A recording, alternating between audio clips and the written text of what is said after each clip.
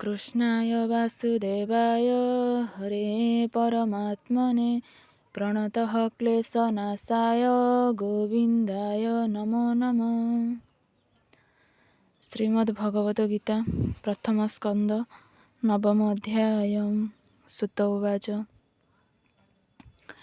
एमन्ते प्राणी बधे भय निवेदी धर्म रतनय सकल धर्म ज्ञानार्थे विजय कले निजरथे युद्ध भूमि को होई सज संगते घेनी देवराज मिलिले कुरुक्षेत्रे जाई भीष्म छन्ति जहि सोई राजा संगते चारि भ्राते सज होइले जे झारथे उत्तम नाना अश्वगण स्वभावे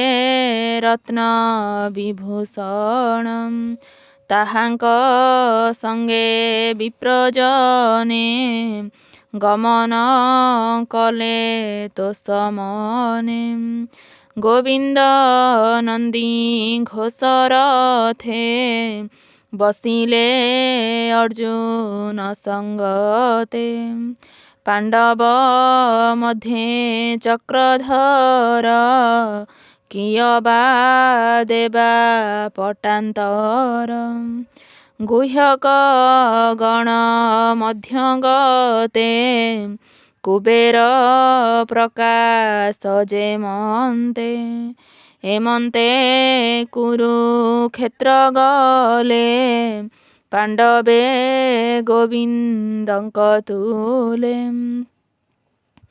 सरसयने गंगासूत देखिबा अर्थे उपगत अवनी पृष्ठे मोहगत किबा अमर भूमिगत पांडवे गोविंदर तुले भीष्मचरणे प्रणमिले ब्राह्मणे मिलिले तक्षणे व्यास सहिते मुनिगणे अपरे जेते राजऋषि मिलिले कुरुक्षेत्रे आसी पर्वत नामे महाऋषि धौम्य नारद तुले मिसी बादरायण बृहवस्व भरद्वाजंक संगे शिष्य परम क्षत्री परशुराम वसिष्ठ इंद्र प्रमदन त्रित्रसित गुश्चमद गौतम कक्षीबान सिद्ध अत्रि कौशिक सुदर्शन कश्यप अंगिरस नाम निर्मल चेता ब्रह्मचारी मिलिले सुख मध्ये करी एमन्ते सर्व मुनिजने मिलिले भीष्म सन्निधाने मुनिंक सायन्तनुसूत शयने कले प्रणिपात धर्मज्ञ गंगार कुमार जे देशाचार सतबार तेणु पूजिले के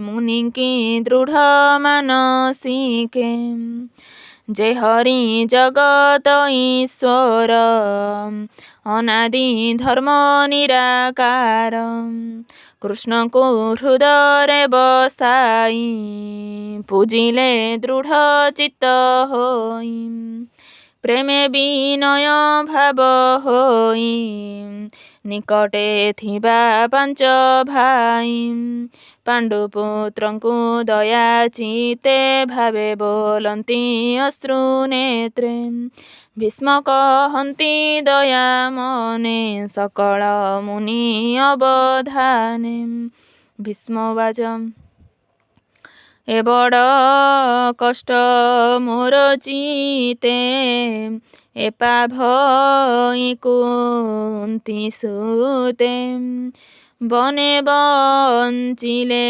କଷ୍ଟ କର୍ମେ ଜୀବନ ପୋଷି ବିପ୍ରଧର୍ମେ ଯେଣୁ ଗୋବିନ୍ଦ ଆଶ୍ରେ ଥିଲେ ଅନେକ ସଙ୍କଟୁ ତରିଲେ ସ୍ୱାମୀ ମରଣେ କୁନ୍ତି ସାଧୁ ସ୍ୱଭାବେ ବାଳକୁଳ ବଧୂ ପୁତ୍ରଙ୍କ ତୁଲେ ବହୁ କ୍ଲେଶେ ଦୁଃଖେ ବଞ୍ଚିଲେ ବନବାସେ କାଳର ବଶ ଏ ଜଗତ ପ୍ରାଣୀଏ କାଳର ଆୟତ ସେ କାଳ ବସେ ସର୍ବେ ଚଳି ପବନ ଯେହ୍ନେ ଘନାବଳି ଯେ କୂଳେ ରାଜା ଧର୍ମସୂତ ରକ୍ଷକ ଭୀମ ଗଦା ହସ୍ତ ଅର୍ଜୁନ ଯହିଁ ଧନୁ ଧରେ ଯହିଁ ଗୋବିନ୍ଦ ରକ୍ଷା କରେ ସେ କୂଳେ ପଡ଼ଇ ବିପତ୍ତି ଏମନ୍ତ ବିଧାତାର ଗତି କେ ଜାଣି ପାରେ ଏହା ଚିନ୍ତି ଯହିଁ ପଣ୍ଡିତେ ଭ୍ରମି ଯାନ୍ତି ସଂସାର କର୍ମର ଆୟତ ଏହା ତୁ ଜାଣ କୁନ୍ତି ସୁତ ଏଣୁ ତୁ କିଛି ହୀନ ଭାଳ ଅନଥା ପ୍ରଜା ଏବେ ପାଳ ଦେଖ ଏ ଆଦି ନାରାୟଣ ଜଗତ ପରମ କାରଣ ମାୟାରେ ଲୋକ ମନ ହରି ଯାଦବ ବଂଶେ ଅବତରି ଏହାର ଅନୁଭାବ ଗତି ଅଥବା ଜାଣେ ପଶୁପତି ନାରଦ ଜାଣେ ଭାବ ଘେନି କିବା କପିଳ ମହାମୁନି ତୁ କୃଷ୍ଣ ମହିମା ନ ଜାଣି ମାତୁଳ ସୁତ ପ୍ରାୟ ମଣି ପ୍ରିୟ ସୁହୃଦ ମିତ୍ର ପରି ସଚିବ ବୁଦ୍ଧି କିଆ ଚରି ଏହାଙ୍କୁ ଦୈତ୍ୟରେ ନିଯୋଗୀ ପେଶିଲୁ ପଞ୍ଚଗ୍ରାମ ମାଗି ବାନ୍ଧବ ପ୍ରାୟ ସ୍ନେହ କରି ରଥେ ସାରଥି ପଣେ ବରି ଯହୁଁ ଏ ପ୍ରଭୁ ଭାବଗ୍ରାହୀ ସ୍ୱଭାବେ ପରାପର ନାହିଁ ଏଣୁ ତା ଉଚ୍ଚ ନିଚ କର୍ମ ଯୋଗ୍ୟ ଯୋଗ୍ୟ ସବୁ ସମ ଏଥାଇ ଭକତଙ୍କ ହିତେ ଦେଖ ମୋ ଭାଗ୍ୟର ଆୟତେ ଜୀବନ ଛାଡ଼ିବାର କାଳେ ମିଳିଲା ସରଶଯ୍ୟା ତଳେ ଯାର ଚରଣ ଭକ୍ତି ବଳେ ନିଶ୍ଚଳ ମନେ ଅନ୍ତ କାଳେ ତୁଣ୍ଡେ ଯେ ନାମ ଉଚ୍ଚାରନ୍ତି ପରମ ପଦେ ସେ ମିଶନ୍ତି। କର୍ମ ବାସନା ଯାର ଦୂର ହେମନ୍ତ ମହିମା ଯାହାର ସେ ଦେବ ଦେବ ଭଗବାନ ଭାବେ ଜାଣିଲେ ମୋର ମନ। ଚିତ୍ତେ ପ୍ରସନ୍ନ ହେଉ ମୋର ମୁହିଁ ଛାଡ଼ିବି କଳେବର। ପ୍ରଫୁଲ୍ଲ କମଳ ଲୋଚନ ସୁନ୍ଦର ହର୍ଷିତ ବଦନ। ଚକ୍ର ସହିତେ ମହାବାହୁ ସେ ମୋର ଧ୍ୟାନ ପଥେ ରହୁ। ସୁତବାଜ ଭୀଷ୍ମ ବଚନ କର୍ଣ୍ଣେ ଶୁଣି ଧର୍ମନନ୍ଦନ ମନେ ଗୁଣି। ଭୀଷ୍ମଙ୍କୁ ଶର ତଳେ ଚାହିଁ କର ଯୁଗଳ ଶିରେ ଦେଇ। ବିବିଧ ଧର୍ମ ପଚାରିଲେ ଅଶେଷ ମୁନି ଗଣ ତୁଲେ। ସ୍ୱଭାବ ଧର୍ମ ଯେ ଜଗତେ ଚତୁର ବର୍ଣ୍ଣାଶ୍ରମ ଯେତେ। ରାଗ ବୈରାଗ୍ୟ ଆଦି କରି ଯେ ମାର୍ଗେ ସଂସାରୁ ନିସ୍ତରି। ଯେ ଦାନ ଧର୍ମ ରାଜଧର୍ମ ମୋକ୍ଷ ସାଧନେ ଯେତେ କର୍ମ। ଯଥା ବିଧାନେ ଯେତେ କରି ଗୃହୀବ ନସ୍ତ ବ୍ରହ୍ମଚାରୀ। ସ୍ତ୍ରୀ ଜନ୍ମର ଯେ ବା ଧର୍ମ ଯେ ବିଷ୍ଣୁ ଭକତଙ୍କ କର୍ମ।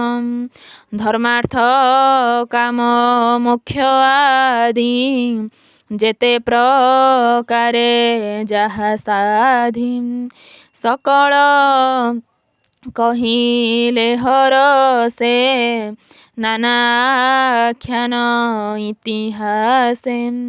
ହେମନ୍ତେ କହୁଁ କହୁଁ ଧର୍ମ ଭୀଷ୍ମର ଚିତ୍ତେ କାଳ ଭ୍ରମ।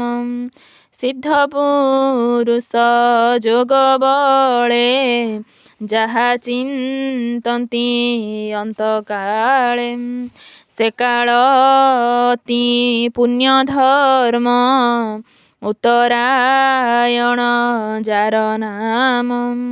ସେ କାଳ ଆଗମନ ଦେଖି ସଂକୋଚ କଲେ ବେନି ଆଖି। ସହସ୍ର ସହସ୍ର ବଚନ ଶୁଣାଇ ହୋଇଲେ ମୌନ। ତକ୍ଷଣେ ବିଷ୍ଣୁ ଭାବ ଘେନି ଗଙ୍ଗାନନ୍ଦନ ହେଲେ ତୁନି। ସର୍ବସ୍ୱ ହରି ଦୃଷ୍ଟି ମନ କୃଷ୍ଣ ଚରଣେ ଅବଧାନ। ଯେ ହରି ଅଛି ଅର୍ଗେ ବସି ଚତୁରା ଭୁଜ ପିରକାସି। ପିତ ବସନ କଟି ଭାଗେ ବିଜୁଳି ଯେହ୍ନେ ନୀଳ ମେଘେ। ହେମନ୍ତ କୃଷ୍ଣ ରୂପ ହେଜି ବଚନ ଶ୍ରମେ ଚକ୍ଷୁ ବୁଜି। ଧାରଣୀ ଯୋଗେ ଧ୍ୟାନ କରି ସଂଶୟ ଦୂରେ ପରିହରି। ଯୁଦ୍ଧର ଶ୍ରମ ଯେତେ ଥିଲା ତକ୍ଷଣେ ଶରୀର ଛାଡ଼ିଲା। ଇନ୍ଦ୍ରିୟ ଅର୍ଥେ ଯେତେ କର୍ମ ଚିତ୍ତୁ ଛାଡ଼ିଲା ମାୟା ଭ୍ରମ। ଅନ୍ତରେ ବେନି କର ଯୋଡ଼ି ବୋଲେ ଗୋବିନ୍ଦ ପାଦେ ପଡ଼ି। ଭୀଷ୍ମବାଚ ଏମନ୍ତ ଭାବେ ମନ ମୋର ତୃଷ୍ଣାବଳିତ ନିର୍ବିକାର। କୃଷ୍ଣ ଶରୀରେ ହେଉଲିନ ଯେ ହରି ଭକତ ତାରଣ। ଯାର ମହିମା ଯୋଗୀ ଜନେ ଚିନ୍ତି ନ ପାନ୍ତି ଯୋଗ ଧ୍ୟାନେ। ସୁସୁଖେ ଥାଇ ଅବିରତେ ପ୍ରକୃତି ବସେ ବିଶ୍ୱ ଅର୍ଥେ। ପ୍ରକୃତି ତହୁଁ ଏ ଜଗତ ପ୍ରବାହ ରୂପେ ଆତଜାତ। ତମାଳ ପତ୍ର ପ୍ରାୟ ବର୍ଣ୍ଣ ଯେ ରୂପେ ମୋହେ ତ୍ରିଭୁବନ। ପୀତବସନ କଟି ଶୋହେ ପ୍ରକାଶେ ରବି ରଶ୍ମି ପ୍ରାୟ। ଅଳକା ବୃତ କପୋଳ ବିରାଳେ ବଦନ କମଳ। ଅର୍ଜୁନ ସଖା ପାଦ ତଳେ ମୋଚିଣ୍ଟ ରହୁ ସୁନିଶ୍ଚଳେ। ସଂଗ୍ରାମେ ଅଶ୍ୱଧୂଳିକାଏ ଶିର ବଦନ ଧୂମ୍ର ପ୍ରାୟ। ବିରାଜେ ସ୍ୟୋଦା କଣା ଅଙ୍ଗେ ବିବିଧ ଅଳଙ୍କାର ରଙ୍ଗେ। ମୋହର ତୀକ୍ଷ୍ଣ ବାଣ ପନ୍ତି ଯାର କବଚେ ଝଲକନ୍ତି। ସେ ରୂପେ ପଶୁ ମୋର ପ୍ରାଣ ଏ ଭବ ଜଳୁ ପରିତ୍ରାଣ। ଯେ ହରି ଅର୍ଜୁନ ବଚନେ ରଥନି ବେଶୀ ମଧ୍ୟ ସ୍ଥାନେ। ଅନାଇ କଟାକ୍ଷ ଲୋଚନେ ଆୟୁଷ ହରେ ପର ସୈନ୍ୟେ। ତାର ଚରଣେ ମନ ଚିନ୍ତି ନିରତେ ହେଉ ମୋର ପ୍ରୀତି। ଯୁଦ୍ଧର ଅର୍ଥେ କୋପ କରି ସକଳ ବୀରେ ଶସ୍ତ୍ର ଧରି। ସମରେ ଦେଖି ବନ୍ଧୁ ଜନ ଦୟାରେ ନ ଯୁଝେ ଅର୍ଜୁନ। ମାୟାରେ ତାର ମନ ମୋହି ଅନେକ ଆତ୍ମବିଦ୍ୟା କହି।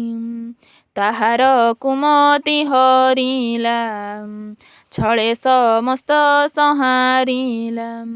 ତାର ଚରଣେ ମୋର ମତି ନିଶ୍ଚଳେ ହେଉ ଆତ୍ମଗତି। ମୋହର ତୁଲେ ସତ୍ୟ କଲା ଶସ୍ତ୍ର ନ ଧରି ବୋଇଲା। ମୋହର ତୀକ୍ଷ୍ଣ ବାଣେ କୋପି ମୋହ ବଚନ ସତ୍ୟ ସ୍ଥାପି।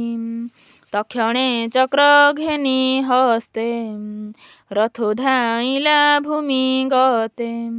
ସ୍ୱଧର୍ମ ସମର ଉପେକ୍ଷି ସିଂହ ଯେ ସନେ ଗଜ ଦେଖି। ଧାମନ୍ତେ ଅବନୀ କମ୍ପିଲା ଉତ୍ତରି ବନ୍ଧୁ ଉଡ଼ିଗଲା। ଚକ୍ର ଉଞ୍ଚାଇ ମହାକୋପେ ମିଳିଲା ମୋହର ସମୀପେ। ମୁଆଁ ତତାଇ ପଣେ ସନ୍ଧି ଅନେକ ବାଣର ସେ ବିନ୍ଧି। ବିଶୀର୍ଣ୍ଣ କଲି ସ୍ନେହା ଅଙ୍ଗେ ଦେଖି ଧାଇଁଲା ଅତି ବେଗେ। ରୁଧିର ଭୂଷଣ ଶରୀରେ ଭୂମିକମ୍ପଇ ପାଦ ଭରେ। ହରିବା ପାଇଁ ମୋର ପ୍ରାଣ ମୁଁ ଏବେ ପଶିଲି ଶରଣ। ବିଜୟ ରଥେ ଯେ ସାରଥି ରଥ ଆରୋହୀ ଶୁଭ ଚିନ୍ତି। ହୟଙ୍କ ରଶ୍ମି ଯେହୁ ଧରେ ସେ ରୂପେ ମନ ରହୁ ସ୍ଥିରେ। ସଂଗ୍ରାମ କରି ଯେତେ ମଲେ ତା ମୁଖ ଦେଖି ତରି ଗଲେ। ଏବେ ମୋହର ଅନ୍ତ କାଳେ ମୋ ଚିତ୍ତର ମୁଁ ତାପୟରେ। ଗୋପନଗରେ ବୃନ୍ଦାବନେ ରାସ ଉତ୍ସବେ ଗୋପୀ ଜନେ। ଲଳିତ ଗତି ସୁବିଳାସ ମନୋଜ୍ଞ ଦୃଷ୍ଟି ମନ୍ଦହାସ। ଯାହାର ସଙ୍ଗେ ଭାବ କରି ଗୋପୀଏ ଭବୁ ଗଲେ ତରି। ଧର୍ମନନ୍ଦନ ଯଜ୍ଞ କାଳେ ଋଷି ବ୍ରାହ୍ମଣ ରାଜା ମେଳେ। ଯାହାର ପାଦେ ଅର୍ଘ୍ୟ ଦେଇ ସୁଖ ସୁନ୍ଦର ମୁଖ ଚାହିଁ ସକଳେ ଗଲେ ମୋକ୍ଷ ମାର୍ଗେ ସେବେ ଦିଶେ ମୋର ଆଗେ ନିର୍ମଳ ଆତ୍ମା ରୂପ ହୋଇ ପ୍ରାଣୀଙ୍କ ହୃଦେ ଯେ ବସଇ ଯେ ରୂପେ ଦୃଷ୍ଟି ଭେଦେ ରବି ଅନେକ ବୋଲି ଅନୁଭବୀ ସେ ହରି ପାଦ ଯୁଗେ ଭଜି ପଶିଲି ଭବ ମୋହ ତେଜି ହେମନ୍ତେ ଗୋବିନ୍ଦ ବିଷଏ ମନ ବଚନ ଦୃଷ୍ଟି ଦେହେ ଆତ୍ମାରେ ଆତ୍ମା ସ୍ଥିର କରି ପବନେ ପବନ ସଂହରି ଦେଖନ୍ତି ସୁର ନର ମୁନି ଗଙ୍ଗାନନ୍ଦନ ହେଲେ ତୁନି ଶରୀର ତେଜି ଭାବ ମୋହେ ପଶିଲେ ଗୋବିନ୍ଦର ଦେହେ ଭୀଷ୍ମ ମରଣ ଦେଖି ଭଲେ ଯେ ଅବା ଥିଲେ କୃଷ୍ଣ ତୁଲେ ମୌନେ ବସିଲେ ସମସ୍ତେ ପକ୍ଷିଏ ଯେହ୍ନେ ଦିନ ଅନ୍ତେ ତକ୍ଷଣେ ଦୁଦୁମ୍ଭିଷ ବଦ ଦେବମାନବେ କଲେ ବାଦ୍ୟ ସାଧୁ ଶବଦ ଶୂନ୍ୟ ସ୍ଫୁରେ ପୁଷ୍ପବରସେ ନିରନ୍ତରେ ତକ୍ଷଣେ ଯୁଧିଷ୍ଠିର ଯାଇ ଅନଳେ ଭୀଷ୍ମ ଦେହ ବହି ମୁହୂର୍ତ୍ତେ ବସି ଦୁଃଖ ମନେ ଉଠି ସକଳ ମହାଜନେ ଯେ ଯାହା ମତେ ସ୍ତୁତି କଲେ ନମିଲେ କୃଷ୍ଣ ପାଦ ତଳେ ଉଠି ସକଳେ ଦୁଃଖ ଚିତେ ଗୃହେ ଚଳିଲେ ଯେଝା ମତେ ପାଣ୍ଡବେ କୃଷ୍ଣର ସଙ୍ଗତେ ହସ୍ତିନା ମିଳିଲେ ତୁରିତେ ତକ୍ଷଣେ ଅନ୍ତପୁରେ ଯାଇ ଅନ୍ଧ ଗାନ୍ଧାରୀଙ୍କି ବୁଝାଇ ଗୋବିନ୍ଦ ଧୃତ ରାଷ୍ଟ୍ର ବୋଲେ ଯୁଧିଷ୍ଠିରଙ୍କୁ ରାଜା କଲେ ସେ ରାଜା ଧର୍ମେ ରାଜ୍ୟ କଲା ଯା ପିତୃ ପିତାମହେ ଥିଲା ହେମନ୍ତେ କରି ରାଜପଣ ସଙ୍ଗତେ ଘେନି ନାରାୟଣ ସେ ନାରାୟଣ ପାଦଗତ ଶରଣ ଦାସ ଜଗନ୍ନାଥ ଇତି ଶ୍ରୀମଦ୍ଭାଗବତେ ମହାପୁରାଣେ ପାରମହଂସ୍ୟାଂ ସଂହିତାୟାଂ ପ୍ରଥମ ସ୍କନ୍ଧେ ଯୁଧିଷ୍ଠିର ରାଜ୍ୟ ପ୍ରଲମ୍ବେ ନାମ 9ମ ଅଧ୍ୟାୟ।